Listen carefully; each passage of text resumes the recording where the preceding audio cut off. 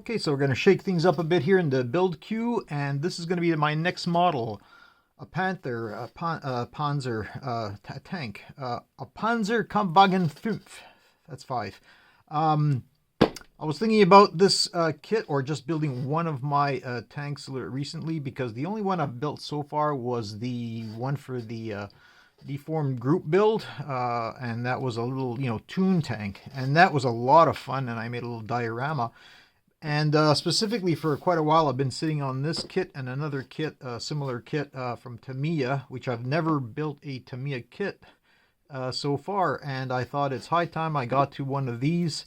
And building these, this is a 1/35th scale, which is most tanks are in that scale, and they're a little bit larger than usual. And again, what you typically do with these, or at least I think you should do with these whenever you can, is to make a little diorama, as I did with that little toon tank, which was really part of the fun, and it really added a lot of realism even when I was building that little silly toon tank. It was, it really gives a lot adds a lot to the model. So I was thinking about this one, and when I picked up this kit, I think it was last summer, from somebody actually was selling it with, minutes away, practically walking distance from my house.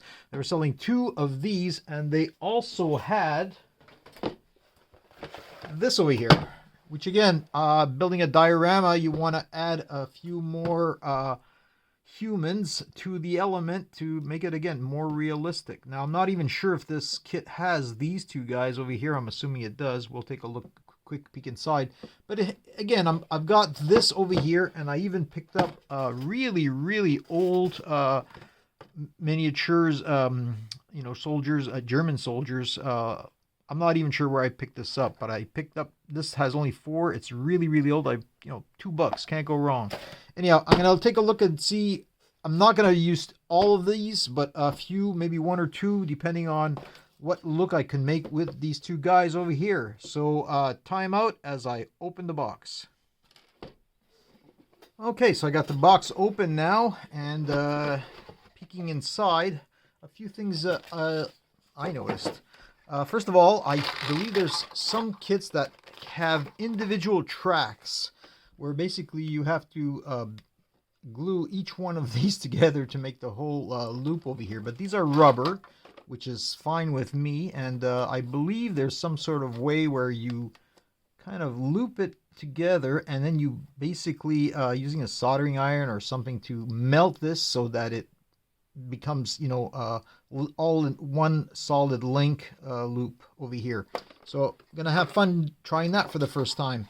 Now, these kits, I've heard great things about Tamiya kits in general, and I can see already now that there's a lot of detail, and that's really what I was hoping for. I'm looking forward to filling in all those details and getting weathering effects and different colors. I'm thinking the color scheme I'm gonna go for is basically the one on the cover of this box. I'm not sure if this tank came in different schemes. Probably did, but this is the kind of scheme I'm looking for, where you have that green and tan, and I think it looks nice with the red numbering here. But again, looking forward to it. Now, one thing I've learned from my David Chin, who's actually building a tank as we speak, very similar to this one. Actually, he's building the PanzerKampfWagen 4, and he's well acquainted with these kits. And what I've learned from his channel is that when Tamiya made these, they were made that you could also put a motor, and Tamiya sells different motors so that you can put in a few batteries, a motor, and there's like a switch to turn them off and on. So I'm not going to be doing that, obviously. I just want to have a static tank. But that said, I believe like things on this kit include turrets that you can turn or position them any way you want, and maybe some of the other things like the flaps, the doors. I'm not sure, but again, I'm looking forward to building a Tamiya kit for the first time, and again, getting this great detail, because I was able to get so much detail in even that little toon tank that I built. So I should get something a lot better with this one over here. I'm assuming there's like decals in here, but the biggest thing about the work involved in one of these kits is basically, all these wheels. Look, some of the, they're double layered, if you want to call it, and on both sides. And so there's a lot of wheel work to be done. But again, there's a lot of extra detail in these kits. And it looks like it does come with the figures, if you can see them somewhere in the bag. Didn't really want to open the bag, but I'm not sure if they're in there. I can't really see them right now. Oh, yeah, there they are. Okay, so we got the figures, few decals, and again, building a diorama. Now, I'm going to be building the diorama on this stuff over here. This is foam, insulation foam, but it's not styrofoam, so you don't get little, the little bubbles on this. So this is a lot easier to work with. I've seen a lot of videos of people using this stuff to make their bases for dioramas. And I actually picked up this piece from a construction site not too far away over here, passing by. I said, this is perfect. I want to try this stuff out. And basically, I'm going to use about maybe half of this, maybe a little smaller. Just something where I can have the tank, have maybe hills, maybe even a little water with the UV lighting, UV resin that I have. And I want to add things like, broken fences, barbed wire, whatever little add-ons I can build myself to give it, again, just a little bit more realism. So looking forward to it, and looking forward to having a lot of fun doing this. Now, it's going to take a little time, but I think it's going to be well worth it in the end if I can do it correctly. All right, so I've made a little progress on our Panther over here, and I wanted to mention that although I said that this was a fairly detailed kit, and I do think it's a fairly detailed kit, I found online that a lot of people were complaining about these earlier Tamiya kits not being detailed, where, some of this stuff over here, which I thought looks great, is incorrect or not as detailed as they would like it to be. And in fact, Tamiya themselves have put out another version of this where they, created new molds that are, more detailed than this one. So just to let you know, there's, if you look around and you do your research, you'll see that some are more detailed than others. But I like this kit so far. I had a few issues with Flash where, I had to clean it out, but more or less, this thing fits really, really well. So I did do a little mod over here where I bored out the pipes, as you can see. And again, there's not much you can do to change things unless you want to start adding details that is on the actual Panther itself that isn't part of the kit.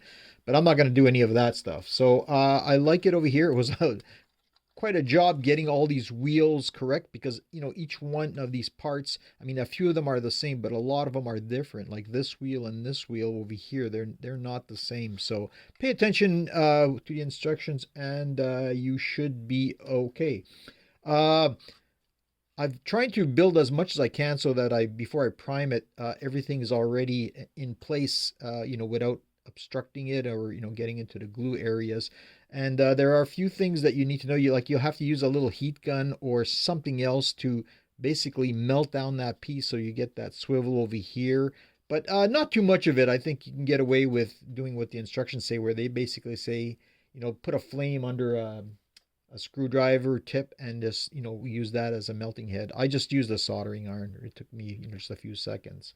So I've done, I want to mention that there is oddly some interior detail that's going to be, hidden when this is all put together. But I kind of like that. I guess if people want to have this like exploded, you can see some of that interior detail, but there's not much of it. So keep that in mind. I did fill in the holes on the bottom over here, but I'm not sure about this one. I got to look and see. I'm thinking I have to fill that out.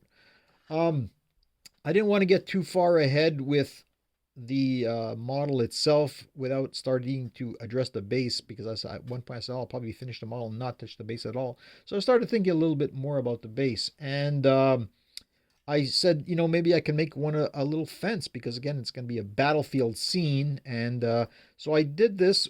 These are just stir sticks that I actually recently picked up someplace where I saw that they were much thinner and finer than the regular stir sticks. So I grabbed a bunch of those, and I made this fence just using some wire in between and tightening it really tight so that twisting it as I go along so that it basically holds out in place. But what I'm gonna do with this is I'm gonna break a few of these slats and have some crooked when I install it. Again, battlefield damage, if you want to call it that. And then I'm just gonna give it like the weathering, the same solution I used in my Hunchback of Notre Dame video. Go back there and you'll see how to blend in inks to make this wood seem weathered and little worn out and rattled. Anyhow, I'm gonna do that. Now thinking about the kit, I went ahead and bought some XF88, which is dark yellow, which is not, what's going to be the base for this model, but it's also for another model I have in mind. So pick that up. Now, I mentioned that there's two figures that come with the kit, Hans and Fritz over here. One thing to know is that this guy here, he is solid. Like, he doesn't have a seam over there, but he will have to fit in here, and it can be done. It's a little tricky squeezing his legs together that he can fit in there. And then as I mentioned before, I wanted a few more figures for the diorama. So I looked at the two boxes, and actually these are two from different boxes. So you got Hans, Fritz, Wolfgang, and Helmut with the helmet over here, and he's gonna be holding a gun. But the reason I chose him from the all the other figures I had is I'm hoping I can have him kind of in a pose where he's kind of jumping the fence, or even maybe a torn part of the fence over here. So I'll have to think about that. And I kind of like this guy on the ground over here with his pistol advancing. So I think I'm going to be good with these four. I might build another if I need it. Again, I'll only figure that out once I play around with the diorama itself. Now, again, with the diorama, trying to think in advance, I found this, it kind of looks like a tree, but this is actually some weed or something. I found this, actually, it's been hanging in my workshop area for about 2 years, drying out. And I just said, because I can use this as a diorama for a tree. So it's going to leave a little trimming over here, and maybe even bring this down to here and just trim some of these bottoms so that it's basically in scale with the tank. But I think I'm going to use that over there. And I was thinking of seeing if I can use some of that clay to make some sandbags that basically very simple shapes that I can again use for the diorama. But I really have to think out what that layout is going to be. So progressing, still a lot of work to do, but at least I'm advancing. Just a quick update over here. As you can see, I've primed everything now and started painting just a few, just a little bit on the figures themselves, but I want to mention a few things. First of all, I figured out that the reason they give you those extra pieces, that extra detail I mentioned in one of the earlier segments, is because you may want to have this hatch open over here. So that gives you the opportunity to just, glue them in a different position over here. They don't mention it in the instructions, but I thought I'd point it out now. So if anybody's building that model, you have that option. I neglected to mention when I had all those different figures, two from the kit, one from one set, one from the other. The newest set that I had actually had these little decals over here with insignia, so I'll be able to put that on their uniforms and the helmet, and again a little extra detail there. Now I started painting the figures, but I really don't have the correct paint, so I'm doing the best I can with what I have. And there's still a lot of more work to be done there. But in the meantime, what I've also done is, I think I mentioned earlier, I was going to try making these little sandbags over here with some clay that I had, dollar store clay. And, I had a batch that I opened up like 2 years ago when I was making the Mummy's Chariot, or more or less 2 years ago. And as you can see over here, I did two sizes. One is as I rolled out and shaped the sandbags, I actually positioned them together so I have something to work with if I want to keep it in that position over here. I think only one of them is loose that I can glue later on, so it doesn't look too bad. Again, they're very crude, but it's still better than nothing. And if I played around a little bit more and got better at sculpting, I can do a better job with that. And then I made another batch over here that are all loose. They're a little bit bigger because I wasn't sure about the size. So I think this is good enough, so I won't need these, but I'll set them aside for next time and maybe could use it in another model. So next step is going to be putting, the base coat on the tank itself, the XF88, and then starting the detail. All right, as you can see, a lot's been done since the last segment, but still a lot to go. So first of all, the paint. As you can see, I done the camo scheme. I used the XF81, which is a dark green 2 from Tamiya flat paint. And again, I just airbrushed it by hand, roughly, trying to mimic a little bit the scheme that was on the box art there, but basically went my own. It is different. And again, once you start going, you basically try to keep the same pattern going from one end to the other. Did a few wheels. Again, looked at a lot of online references. Some have wheels painted with the camo. Some have just wheels, different colors, a few different things happening there. So I just painted a few of them like that. Now, one thing I want to mention about the camo scheme and painting. Originally, I had these, segments that have a whole bunch of accessories. I kept them aside. I didn't have them glued on. But then I realized, looking at reference photos, more often than not, the extra accessories and everything else, these tubes over here, they are painted in the same camo scheme, camouflage scheme as the tank. And I guess that's just kind of makes sense, as when they're putting this thing together the first time, all those things are on the tank. Sometimes you'll even see the, the shovels themselves part of that scheme. So I took a few things off before I did it, but I had to go back and, put these things back on before I painted the camo scheme so that they would blend in. I like how it, how it came out. Not perfect. Again, this was my first try at doing something like that, but it was a lot of fun, and I think for the most part I captured what I wanted.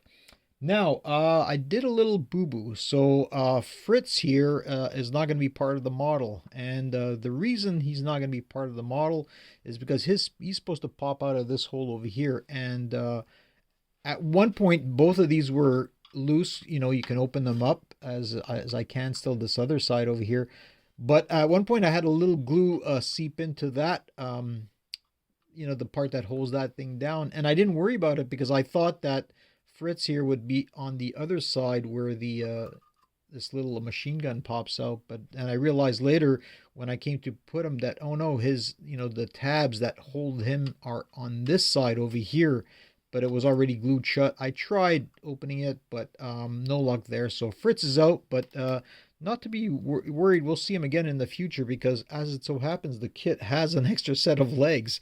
It's one of the two, extra pieces over here. So Fritz will live again. Now, the other ones, I started painting them. I think I mentioned it. I didn't have the right paints for that, or I didn't have the right paints for that. I had some of the correct paints, especially when it came to the flesh. I used, the worst thing ever you can do is the Tamiya flesh, but it's all I had on hand. So a little, not quite as good as I wanted. I'm going to have to stock up on some of those paints. But some of the stuff, I did some dry brushing on this one, and there's still a lot of work to be done for the painting. You can see that came out really nice. At least I think you can over there. So you see that shading, and again, there's going to be decals. And I also looked at a lot of reference photos online and actually found a book, a whole PDF. I'll put the link in my notes, where you could look at all the insignia and the different uniforms and the different schemes that they had for all of those things. And I realized, with that, there's supposed to be a little dot over here with a white dot with a red dot in the middle, and I did my best to try to get that in there. I don't know if you can see that, but at least there's something there. So anyhow, a lot of fun doing that. That was sarcastic remark. Now, the other things I have to do is that I'm not looking forward to is having this, what they call wire. And this looks like it's more like a tow line. And basically what you're supposed to do is go around this stuff over here, from one end to the other. And you're supposed to, as per the instructions, put it in hot water and then bend it into place. And they're very, very vague, of course, of as to, you know, how that goes. Where does it go and what does it go around? So I still have to put the extra tracks on the back here before I even try that, but that's not going to be fun because it's going to be really tough to get it exactly where I want once I figure out even where I do want that. So again, progress on the tank itself. Now, I did a little progress on, started thinking about the base over here. I've done, I don't know if you can see that there. That came out really, really nice, or at least decent. The sandbags that I did with the clay. I started, weathering the fence over here, but still trying to figure out exactly what I'm gonna do with the positioning. I'm thinking along the lines of something like this. Ideally, with a tank this big, your diorama would be bigger to begin with. But again, I'm trying to get a few things in here, keep it to a minimum, and try to have the scene make sense, if you want to say. So again, like I'm thinking he's going to be pointing here. You'll have these guys down on, looking in this direction. He's of course will be in there, and I can't remember if there's Wolfgang or Helmet. He's supposed to be jumping over something. Now I want to put that tree, and if I put the tree over here, I may have to have like Wolfgang either jumping over a rock or something back here, or somewhere up front over here. We'll see what looks best. Still, again, still a lot of work to be done. All right, time for a little update over here, and a lot of things happening with this project. So for the most part, the tank, the Panzer, is done. As you can see, I did put in those extra tracks, although the instructions are very vague even to which side go on it. So I had to use a lot of reference photos to try to figure out how to put those extra tracks on the side. And they give you an uneven amount, so you're not sure, do I put 5 here, 6 here, and if the rest there, or whatever. So I did that, and then with some trepidation, I got the tow lines in. Best of my ability. Was debating whether I should use them at all. I've noticed actually a lot of modelers don't put them on there, but I said I'll give it a shot. They kind of work, so I left them in there. And again, this was just heating them up to try to get a certain pattern up. This is a little too abrupt over here, but I'm not going to change it. I'm going to leave it as is.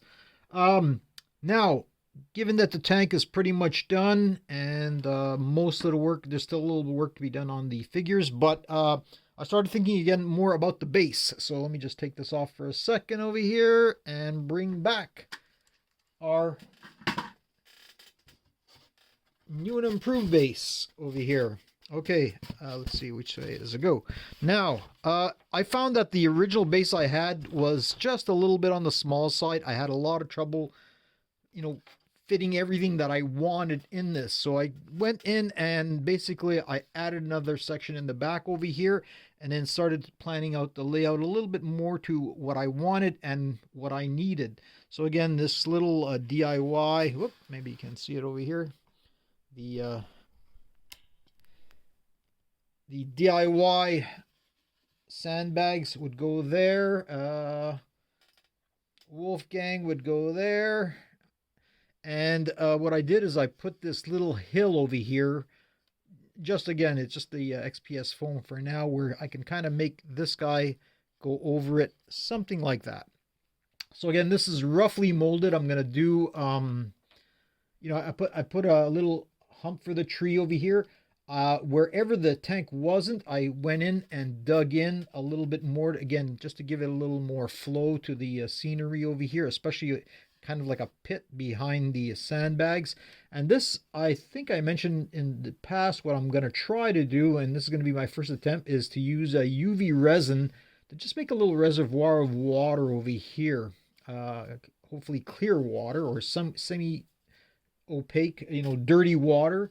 And again, the tree's going to be back here, and this fence, I want to have the tank basically shown as it's kind of running over it and pulling it down, so kind of in action, something like that.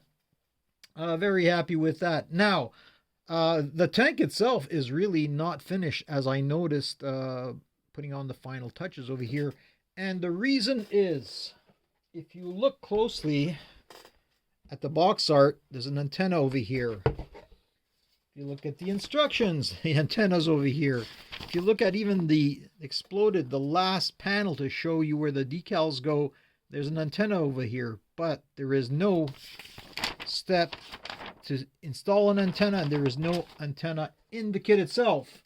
So I had to go to the DIY route, and I've seen a lot of people doing the stretch sprue to make these antennas, and that's exactly what I did. I don't know if you can see that over there. So I took a lot of sprue, and I went online, looked at a bunch of videos. I found one good one. I'll put the link in my notes to show you really how to use a candle to make this stretch sprue. I tried a few other things before that with a lighter and a heat gun, but it's actually a candle works out best. And I think I got one or two decent ones over here. The trick is to try to have a uniform, or at least the thickness reasonable, where it may be a little thick at one end and thin at the other, but not have lumps in between. So that's actually the hardest part to do. But I think I got one really nice one over here that I think I could use for the antenna. And it's just basically measuring, what the width is, drilling out a hole and cutting this off at the right spot and putting that in there. But I'll be putting that last because this is going to be really delicate. Now, that was the DIY number one. Another DIY, I was thinking about putting, a tank trail in the back, seeing the tank tracks as he goes across the ground. Now, when I did the little Toon Tank, what I actually did use was the actual tank tracks to make it the embossing in the, whatever you're using, grout or plaster or whatever you're going to be using for that base to give it the texture. And what I said this time around, I don't want to do it with this one. It's already on. I don't want to mess with that. And it could get messy too when you're doing that with the tank tracks, where you have to clean them up anyhow. So I made a little jig over here. I basically measured out the width of those tracks and both directions, and took some sprue, and actually this is my second attempt to make something very, very close to what those tank tracks are. And the idea is, as I figure out where I want it, I'll draw the line saying this is where these tracks should go. And as I've put, whatever to plaster, and I'll make, stamp it in. And basically you'll stamp in 5, but then you'll say, okay, I'll use the last 2 to guide me and put the last 2 again, and then just make 3 more at a time and go back a bit. It's not going to be perfect, but it's still going to look a lot better than no tank tracks at all. So had a little fun with that. Now, having more fun with this diorama. A long time ago, I made my own DIY static grass applicator over here, and this is just one of those bug zappers you get in the dollar store. Some people have said you can make it, and it kind of works, but it doesn't work very well. It's really just too weak. And again, I have all this bags of static grass that I could use, different heights, different colors even. And I said I really can't, that one's really not practical, it's not usable. So what I'm gonna do is, let me just take this away for a sec. I'm going to build another one. And this time what I did is I went online and got a more powerful negative ion generator. This goes up to, I think, 6 kilovolts. And I did a little trial run with this one over here. Again, it's not perfect, but it's a lot more powerful from the last one. I wish I had something still more powerful from this, and if I find another cheap one, I might one day make a more powerful one. So basically it's going to be simple. This is going to be my bucket over here. I'm going to take that mesh from the dollar store strainer, put it on the bottom over here. I actually want a smaller cup than the bigger ones that you buy, the professional ones, because basically you're wasting a lot of that area for nothing when I really want to concentrate it. So I specifically went out and got a smaller cup over here. This whole generator, and I'm going to get a switch too, is going to fit in this little pill bottle. The wire, the high voltage wire, is going to go down the line over here and, hook up with that. And I'm just going to use this pen with, somewhere on this table I've got a nail that I'm going to be using as the tip to stick into the glue when you're using these static generators. Anyhow, go online. There's lots of references on how to make them. They're really simple. These things used to be really, really common on eBay, Temu, AliExpress, and all those other places. But I found recently when I went to see if I can find a more powerful one, they're actually a little harder to get right now. So if you do see a good one, grab it. Like these are $2-3 anyhow, but again, they're just harder to find than they used to be in the past. And I'm going to be powering it with this adapter over here, and using that plug for the adapter that's going to be in the back of this little holder over here. So again, this is just going to be stuck on something like this, and then that'll be my applicator. Anyhow, a lot of progress made, but again, a lot more to do. All right, I've done a lot of work on the base, as you can see over here. Again, I used drywall compound to make the basic shape. When I did it, when it was just a little bit starting to dry up, I went with a little famper over here to make the tracks for the tank. Came out really, really nice. It's still a lot of work to be done there to make them stand out, and it's not too bad. So after I did the first coat, I went in and did a little touch-ups here and there. You can, sand them down where there's too many bumps. I went in and like tamped it as I went along with something to give it some texture all over the place. And again, I left in some crater points that I went in and made black. So I gave this thing basically a base color that was kind of like this over here, where there's going to be the water reservoir, and then added more browns, did some dry brushing, did some washes, went in the same with the greens, different colors, lots of different greens over here. Mostly dry brushed, but again, there's going to be more to be done to give this color and texture. I have here a bunch of stuff that I'll be adding, mosses, pebbles, twigs, branches. This is sawdust flocking that I made, I think, for my Curtis Jenny, which was one of my earlier videos. This is actually like stuff that falls from a tree. I think it's called a honey locust tree in my neighborhood. And again, this is basically very, very fine stuff over here that I could use to add as grasses. And also maybe might use some of the commercial stuff over here. I'm not too sure about that. Now, speaking of the grasses, again, I went in and made the static grass applicator. I'm still not happy with it. It's still not as forceful as I wanted. I even actually added, I saw on some videos, people saying, when you have just that one mesh, it's not enough of a force. So I actually added a copper plate, which is the same charge as this over here, to give it a little more power. And it did help a bit, but again, I felt that this is still not as strong as I want it to be. So hopefully I can get another ion generator. It's a little more powerful for the next time. And this does work, but it's just not as powerful. So a lot of the grass just ends up flat.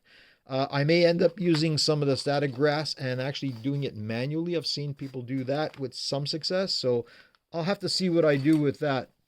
The only other thing I want to mention is I used a marker over here when I was drawing my lines, and I used some pen markings too, and that marker really went through the drywall compound, so I had to go back in and after it was dried, put some white because it was just too pinkish and red. So, but not an issue. I like it so far, and it is progressing. Okay, so I just want to show you where we're at with the base right now. You can see a lot has gone on here, and I've done a bunch of stuff over here to this base. First of all, I want to mention that the static grass applicator that I made actually works better than I thought. It was just a matter of really getting it in close as I sifted the material, the grass itself, and it fell down. I don't know if you could see that over there. I'll take a close up, but it's still not perfect, but it's a lot better than I thought, and I'm really happy with it for such a cheap ion generator. I think it was like $2-3.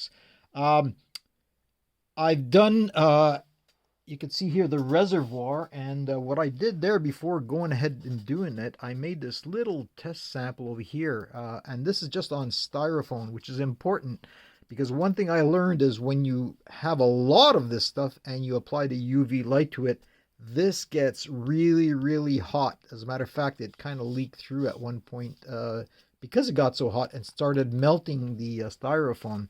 So keep that in mind if you ever use this stuff. You can start applying the UV light slowly and then back away, let it cool off, and come back in and do another pass with the UV light. And it'll work just as good, and it won't heat up, like I said, in the case something's under it that is going to get too hot. So you can see I did the reservoir. I did a few layers. The first layer, I add just a small drop of this leafy green acrylic paint, and I mixed it in to kind of give it that greenish watery texture to it. And then the subsequent layers I just did, straight resin. I think I'm going to leave it as is. As you can see, I also made these little branches and twigs and reeds popping out. And I actually, some of these I created before, I put them in the reservoir. And again, I had a technique for that. As a matter of fact, I've done a whole bunch of stuff over here that I don't want to, make this video already longer than it is, which is very long. Things like how to create, leaves that are proportionally to scale, and how to sift through that, how to collect and grind the leaves. What I did with the sawdust, I made like from a single batch of sawdust, which at first, a friend gave me this sawdust, and it had small particles in there and large particles, and I was kind of, oh, what am I going to do with this? It's not, exactly what I wanted. But that proved to be actually beneficial in the end, because with sifting some of the larger material out, I ended up with smaller fine sawdust and larger sawdust that I can make different types of grasses. So again, I've applied a whole bunch over here, and different ways of gluing them down and soaking them so that they adhere. And I may actually make a video at one point to to explain all that stuff. It was really beneficial. I learned a lot, and again, I didn't want to put it all here. So I want to talk about what happens next. So as you can see, I still have to put the tank, but more importantly, I've got to put this fence over here. I'm not too sure how I'm going to do it, if I'm just going to just glue it, or if I have to like peg it down, and gluing the sandbags and putting in the figures, of course. And then I got to decide if I want to actually add some mud to the tracks of the tank itself. So a few things more, but we're getting really close to the end. I apologize for having such a long video, and it's taken me forever. My workbench over here is a mess. There's stuff all around that you can't see, but I think it's well worth it so far with the progress that I've made. And the Panther, the PanzerKampfWagen 5, is now complete. Very happy with how it came out. As you can see, I now have the sprue antenna in there, and I went online, looked at the references, and proportionally, the right size for that antenna is about 5.7 centimeters. So that's what I used. I don't know if it's correct, but that's what they had.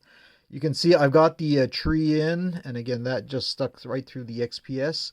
To get the fence in there, what I did is I took out the last slat and put another piece of wood that was basically double the length, or at least, that deep enough to go almost all the way to the base of this XPS, and I just shoved it in there. I was thinking of doing the same at the other end, but honestly, it was so, rigid enough. I left it at, as is. And I put a little, grass with some white PVA glue in there just in case to hold it back. I didn't do the mudding. I just said, I've done so much on this thing. It's gone so long. I'll leave the mudding, try to do the DIY mud another day. But as you can see, the guys are all in now. A little tricky to get him standing up. I had to put a rock at the base of his foot there, but and got his gun in his hands, but really happy with how it came out. You can see that I left the the basin over here, a little reservoir.